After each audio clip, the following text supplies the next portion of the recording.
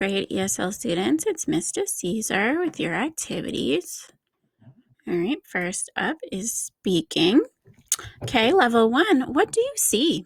What is broken? And how do you know? What do you think happened? And level 2, you can challenge yourself. Can you create a story about this picture?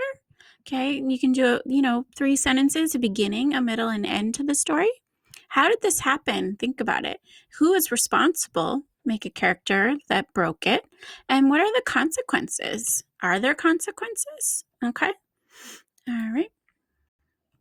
All right. So last time we had can, tip, go. That was our story. And we had some questions.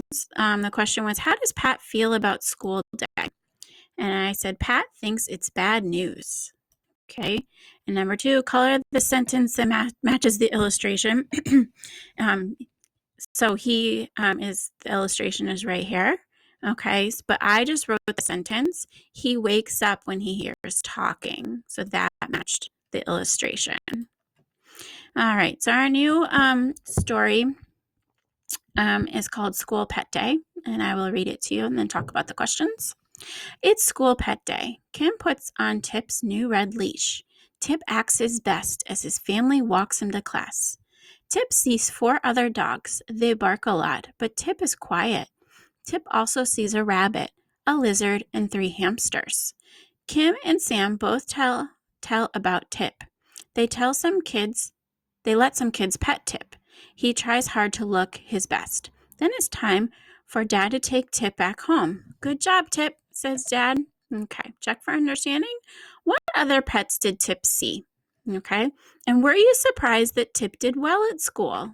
Okay, you can write yes or no and tell me why. All right, next one is picture it.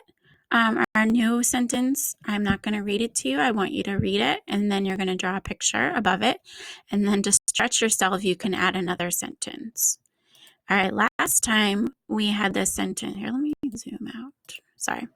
I have a yellow hat. So you should have drawn yourself with a yellow hat on.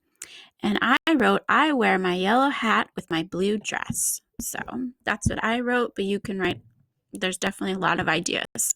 Okay. All right, here's our listen and draw. Here's the boy with the flowers. We talked about that, and the couch and the bookshelf and all of that. All right, so number 8 is just a little tree stump, okay, that you need to draw before we start. Okay, so whenever you're ready, draw a rabbit on top of the tree stump. Draw 2 flowers in the lower right corner. Draw a butterfly above the flowers. Draw a girl in the upper left corner. Draw an Easter basket in one of the girl's hands. Draw an egg in the other hand. Draw 3 eggs in grass in the lower left corner. Draw a boy between the eggs and the flowers.